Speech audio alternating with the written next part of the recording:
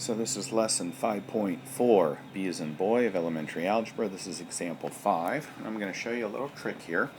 And it's going to be a little trick for, well, let's look at the example 4 again. We did this one earlier. I'm just going to write it on here so we can look at it. We'll just kind of set it aside for right now, but we will look back on it. Alright, we're going to look at that. One of the first things you always want to do is see if you can factor. Can I pull anything out of here? And I can pull a 5 out. I get that. Alright, now I want to look at this. Now I can do the whole thing here where I've got a couple different options here.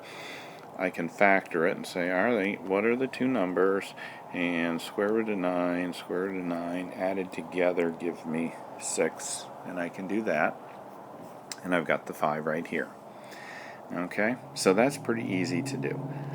Alright, so I took this, and then I have to do FOIL then to make sure that when I multiply those I get this back. And I will. Alright, another trick here is, so you don't have to FOIL this, is you look at this and say, what is the square root of that? Square root of that is 1x. What is the square root of that? 3. If I took the square root of that and the square root of that and multiplied it, so 1 times 3 is 3, and then I doubled it, do I get this term? So I take the square root of the first term, square root of the last term, and then double it. And do I get 6? Yes.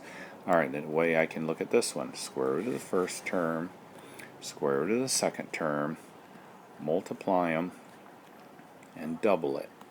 So I get 30x times 2 is 60. So yes, that works. So I know it's going to work. So let's look at one more. Let's look at example 6. X minus 3 squared minus 25. So we're looking at this kind of like x squared minus 25. Only instead of x squared, it's that whole thing squared. But things don't change because of that. So let's leave our x squared minus 25. What do we do to get that? We take the square root of the first term, square root of the second term, put a plus and a minus. It's the difference of two squares. We're going to do the same thing with this. We're going to take the square root of that. Okay, we'll leave it in parentheses. We have to write it twice, just like we did over here. We took the square root of x squared, square root of x squared, got x and x. Square root of this is x minus 3 and x minus 3. Then we've got a 5 and a 5 with a plus and a minus. Okay? Now that isn't too terrible. Alright, but this is one unit, or one parenthesis, and I'm just making extra parentheses here to set it off because I've got parentheses here. But this is 1, and this is 1.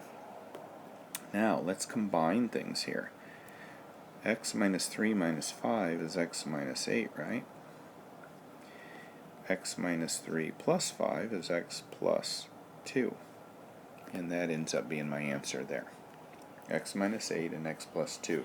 Now look, it doesn't look anything like the square root of any of that, but when we combine things like right here and right here, things change a little bit.